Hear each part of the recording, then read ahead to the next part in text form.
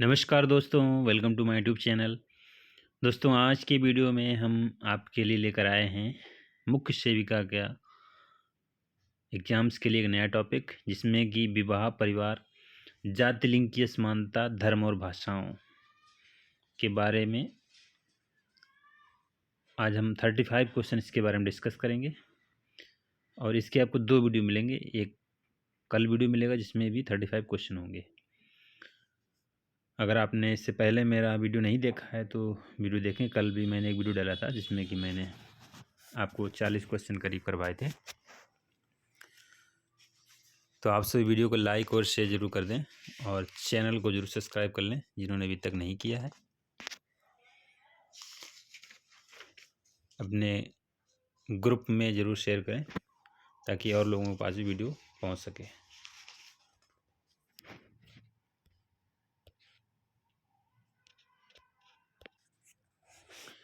तो चलिए आज का पहला क्वेश्चन स्टार्ट करते हैं। पहला क्वेश्चन है, वेस्टरमार्क ने बहुपति विवाह का सबसे महत्वपूर्ण कारक किससे कहा है? बहुपति विवाह का सबसे महत्वपूर्ण कारक वेस्टरमार्क ने किसको कहा है? ये कहा है लिंग अनुपात में असमानता। राइट आंसर ऑप्शन बी यहाँ पर सही हो जाएगा। वेस्टरमार्क ने बहुपति विवाह का सबसे महत्वपूर्ण कारक लिंग अनुपात में असमानता कहा है। चलिए अगले क्वेश्चन तरफ बढ़ते हैं। नेक्स्ट क्वेश्चन है, यौन साम्यवाद को परिवार की उत्पत्ति का कारण कौन मानता है? यौन साम्यवाद को परिवार की उत्पत्ति का कारण कौन मानता है? हेनरी मैन, वेस्टरमार्क, बेथोवेन या मॉर्गन? तो यहाँ पर राइट आंसर हो जाएगा मॉर्गन। मॉर्गन ने यौन साम्यवाद को परिवार की उत्पत्ति का कारण मानते हैं।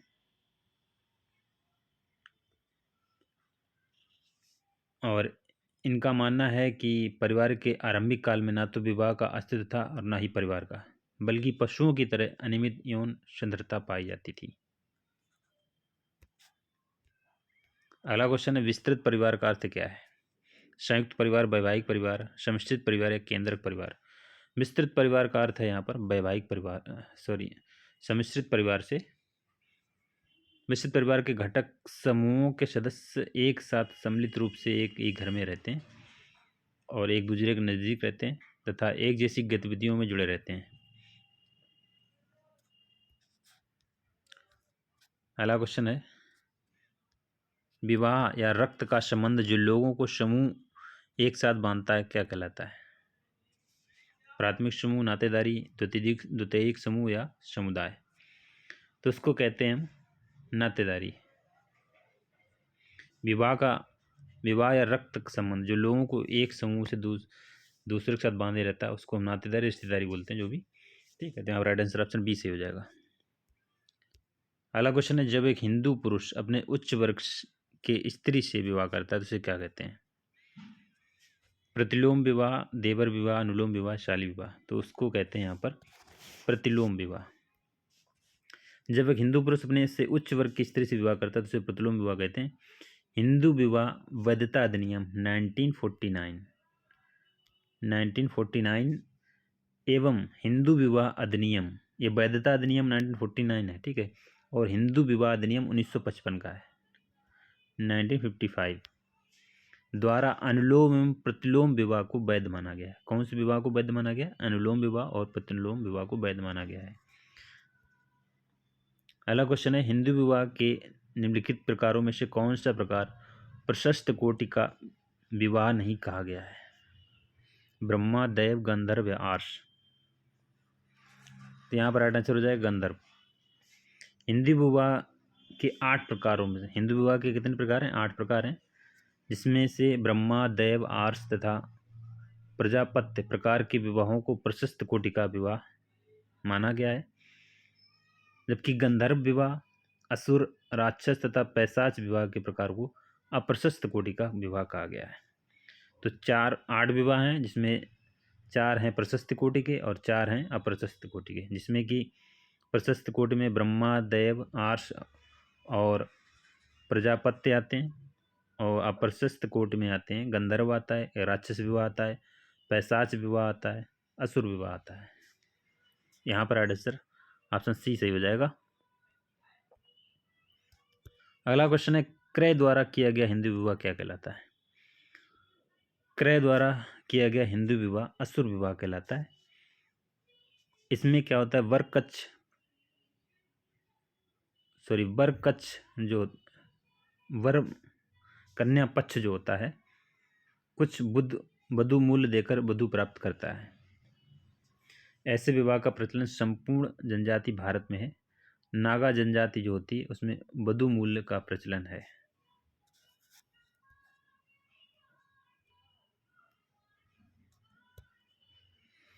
अगला क्वेश्चन है, आणविक परिवार और गृहस्थ अवधारणाएं किसने विकसित की हैं? आणविक परिवार और गृहस्थ परिवार की अवधारणाएं किसने विकसित की हैं? तो ये विकसित की हैं जिमरमैन ने।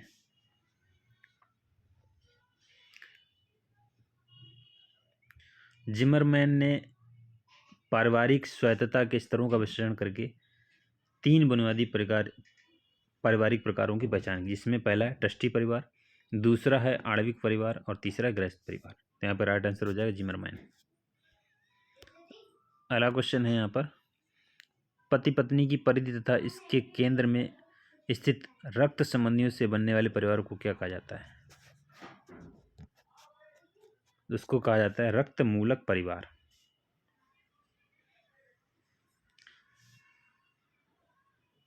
इसमें सभी सदस्य होते हैं रक्त से संबंधित होते हैं, कोई भी विवाह संबंधी व्यक्ति इसमें नहीं रहता है। अगला क्वेश्चन है, ऐसी व्यवस्था जिसमें माँ के भाई को नातेदारी में प्रमुख स्थान दिया जाता है क्या कहलाता है? तो उसको कहते हैं मातुल्य। ऑप्शन डी यहाँ पर सही हो जाएगा। नेक्स्ट क्वेश्चन है, भारतीय संविधान के किस भाग में राजभाषा संबंधी प्रावधान का उल्लेख किया गया है? भाग पूछा गया यहाँ पर, तो यहाँ भाग हो जाएगा 17। भाग 17 के अनुच्छेद आर्टिकल 343 से 351 में राजभाषा संबंधी प्रावधान का उल्लेख किया गया है यहाँ पर। नेक्स्ट क्वेश्चन है, भारत में कितनी भाषाओं को शास्त्रीय भाषा का दर्जा दिया गया है? भारत में कितनी भाषाओं को शास्त्रीय भाषा का दर्जा दिया गया है? 6 भाषाओं को दिया गया है, जिसमें तमिल, संस्कृत, तेलुगु, कन्नड़, मलयालम और उड़िया, ये 6 भाषाएं जिनको शास्त्रीय भाषा का दर्जा प्रदान किया गया है।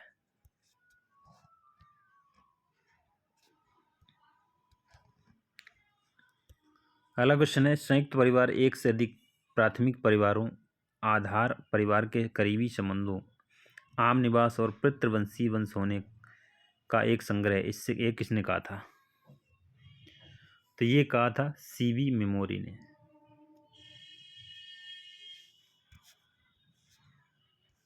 अगला क्वेश्चन है यहाँ पर, यदि रक्त संबंधियों के केंद्र पत्नियों के बाहरी सतह से घिरा हुआ रहता है तो परिणामी समूह को क्या कहा जाता है? परिणामी समूह को यहाँ पर बोलेंगे सजातीय परिवार। यदि रक्त संबंधियों के केंद्र पत्नियों के बाहरी सतह से घिरा हुआ रहता है तो परिणामी समूह को सजातीय परिवार कहा जाता है। अगला क्वेश्चन है, बहिर्विवाह का सर्वाधिक सामान्य नियम क्या है? इसका सामान्य नियम है सर्वाधिक अगम्यागमन वर्जन। ऑप्शन यहाँ पर सी सही हो जाएगा।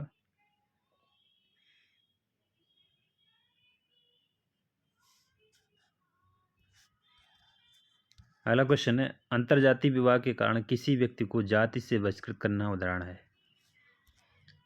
अंतरजातीय अगर विवाह कर लिया है तो किसी व्यक्ति को जाति से बहिष्कृत करना किसका उदाहरण है? तो ये उदाहरण है यहाँ पर नकारात्मक नियंत्रण का।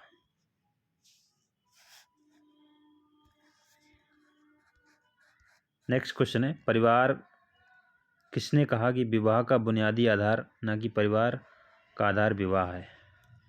एक चीज किसने कही थी? तो ये कहा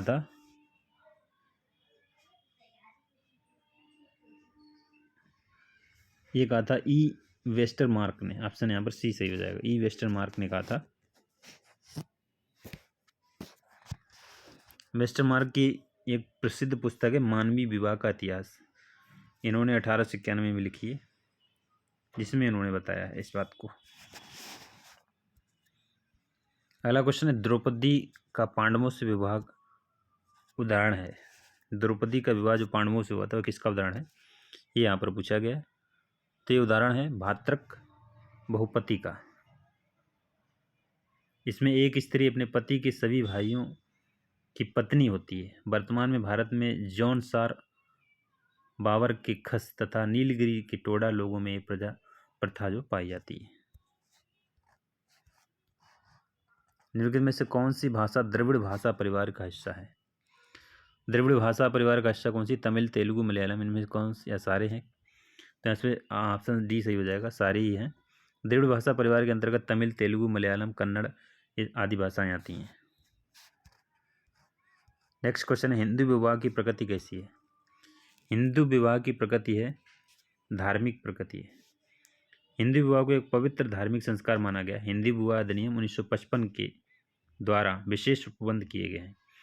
स्त्रियों को विवाह विच्छेद का अधिकार प्रदान किया गया इसमें। अब स्त्रियां पुरुषों की दास नहीं, विवाह जन्मजात का बंधन नहीं रहा है। अब हिंदू विवाह की प्रकृति सामाजिक हो गई है। मुस्लिम विवाह का स्वरूप इनमें से कौन सा नहीं है, कौन सा स्वरूप नहीं पूछा गया है, तो यहाँ पे हो जाएगा जिहिर।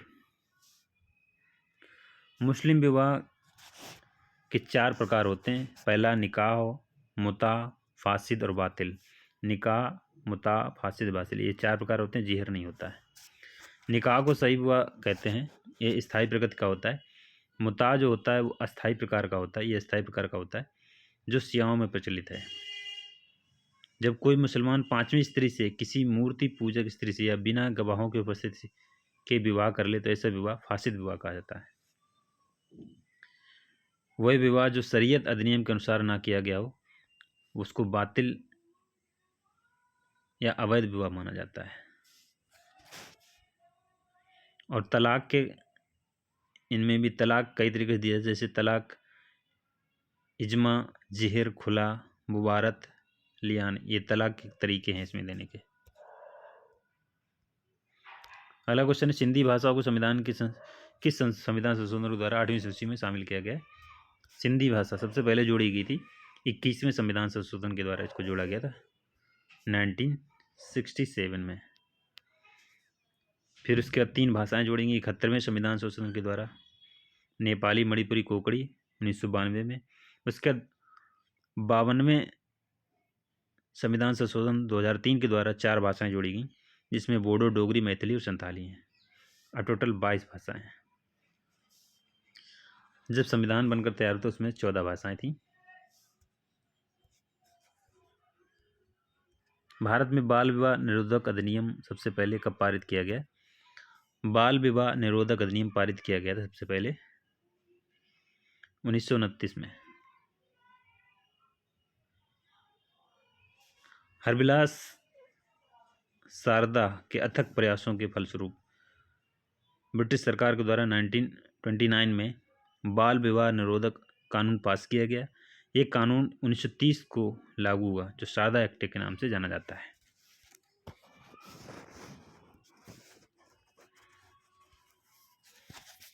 अगला क्वेश्चन है, मुस्लिम में पति पत्नी की पारस्परिक सहमति से होने वाले तलाक का नाम क्या है।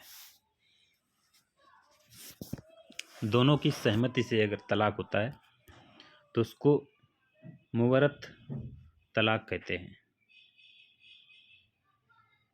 ये पति पत्नी की पारस्परिक सहमति से होता है। दूसरा खुला प्रकार होता है। दूसरा प्रकार, इसमें क्या होता है, केवल स्त्री की इच्छा ही आवश्यकता नहीं होती, बल्कि दोनों की इच्छा आवश्यक है इसमें। खुला के अंतर्गत जब पत्नी को विवाह विच्छेद की इच्छा है और यदि इसका पति इस पर राजी हो जाता है तो वह अपने पति को महर वापस चुका देती है और अपने आप को विवाह बंधन से स्वतंत्र कर लेती है। अगला क्वेश्चन है, मुस्लिम विवाह विच्छेद अधिनियम किस वर्ष अस्तित्व में आया था। मुस्लिम विवाह विच्छेद अधिनियम ये अस्तित्व में आया था 1939 में, 1939 में आया था।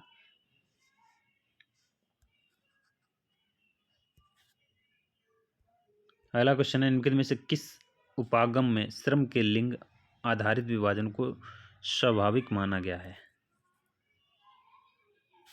इसमें राइट आंसर हो जाएगा ऑप्शन डी, विकास में महिलाएं, यानी WID। नेक्स्ट क्वेश्चन है, जेंडर विभेद का मुख्य कारण क्या है? जेंडर विभेद का मुख्य कारण है पितृसत्तात्मक समाज। अगला क्वेश्चन है, निम्नलिखित में से कौन सी लिंग संबंधी असमानता की विशेषता नहीं है? लिंग संबंधी असमानता की विशेषता नहीं है पूछा गया है, तो इसमें राइट आंसर हो जाएगा कानूनी व्यवस्था, बाकी सारी है। नेक्स्ट क्वेश्चन है, निम्नलिखित में से कौन सी लिंग असमानता से संबंधित है? लिंग असमानता से संबंधित कौन सी है, ये पूछा गया यहाँ पर, तो यहाँ राइट आंसर हो जाएगा शक्ति तथा अन्य संसाधनों तक समान पहुंच। नेक्स्ट क्वेश्चन है, हिंदू विवाह अधिनियम 1955 में मनाई है, किसकी मनाई है? संप्रवर विवाह, संगोत्र विवाह, संपिंड विवाह या उपरोक्त सभी? तो इसमें मनाई है संपिंड विवाह की। माता एवं पिता दोनों पक्षों से 3 पीढ़ियों से संपिंडों में परस्पर विवाह पर रोक लगा दी गई है, परंतु किसी समूह की प्रथा या परंपरा द्वारा यह स्वीकृत है तो ऐसा विवाह वैध माना जाएगा। हिंदू कोड बिल द्वारा लड़कियों के कानूनी विवाह की उम्र को बढ़ाकर 15 वर्ष किया गया था। 15 वर्ष कब किया गया था? ये किया गया था 1956 में।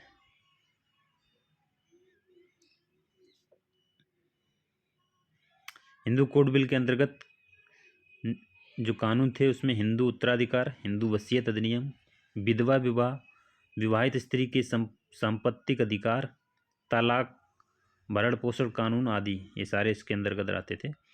कुछ समय पश्चात इसका नाम बदलकर शारदा एक्ट कर दिया गया। शारदा एक्ट 1929 के तहत 14 वर्ष से कम आयु की लड़की का विवाह कानूनी अपराध था, लेकिन हिंदू विवाह अधिनियम 1955 के तहत लड़कियों की विवाह की उम्र 15 वर्ष कर दी गई थी। अगला क्वेश्चन है यहाँ पर, निम्नलिखित भाषाओं में से कौन सी संविधान की 8वीं अनुसूची में शामिल नहीं है? उड़िया, सिंधी, संस्कृत, मणिपुरी, अवधी कौन सी नहीं है? यहाँ पर 8वीं अनुसूची में शामिल भाषा नहीं है, ये पूछा गया था। यहाँ पर अवधी भाषा शामिल नहीं है, बाकी उड़िया भी है, सिंधी, संस्कृत, मणिपुरी है। इस टाइम केवल 22 भाषाएं हैं। जब संविधान बनकर तैयार हुआ तब मूल रूप से 8वीं अनुसूची में 14 भाषाएं थीं। बाकी कब कब जोड़ी गई मैंने आपको बता ही दिया गया। पहली भाषा सिंधी जोड़ी गई है 21वें संविधान संशोधन के द्वारा। नमक जिसमें नेपाली, मणिपुरी, कोकड़ी 71वें संविधान संशोधन के द्वारा। उसके बाद 52वें संविधान संशोधन के द्वारा मैथिली, संताली, डोगरी और बोडो जोड़ी गई 2003 में। उच्चतम न्यायालय के निर्देशों के अनुसार निम्नलिखित में लिंग संबंधी मुद्दों में से कौन सा वर्ष 2013 में एक अधिनियम बना? 2013 में कौन सा एक अधिनियम बना है पूछा गया, तो कार्यस्थल पर यौन उत्पीड़न। कार्यस्थल पर यौन उत्पीड़न जिसमें रोकथाम, निषेध और निवारण अधिनियम बना है, 2013 में बना है। जिन संस्थाओं में 10 से अधिक लोग काम करते हैं उन पर ये अधिनियम लागू होता है। अगला क्वेश्चन है, किस वर्ष के हिंदू विवाह अधिनियम के अंतर्गत हिंदुओं को तलाक के प्रावधान प्रदान किए गए हैं? 1955 हिंदू विवाह अधिनियम। इसके अनुसार तलाक के लिए दोनों पक्षकारों की समान रूप से सहमति अनिवार्य है। धारा 13 में विवाह विधि संशोधन अधिनियम 1976 बगैर पारस्परिक दोष साबित किए जाने के बावजूद पक्षकारों को परस्पर सहमति से विवाह विच्छेद की अज्ञाप्ति प्राप्त करने का हक दे दिया गया है इसमें। तो दोस्तों आज की वीडियो में इतने ही क्वेश्चन है, 34 क्वेश्चन है। नेक्स्ट वीडियो जो कि आपका इसी टॉपिक का होगा वो आपको कल मिलेगा, जिसमें करीब 35 क्वेश्चन होंगे। तो आप सभी वीडियो को लाइक और शेयर जरूर कर दें, चैनल को जरूर सब्सक्राइब कर लें जिन्होंने अभी तक नहीं किया। आपके अगर कोई सुझाव हैं तो आप कमेंट बॉक्स में ज़रूर हमको दे सकते हैं। Thank you for watching.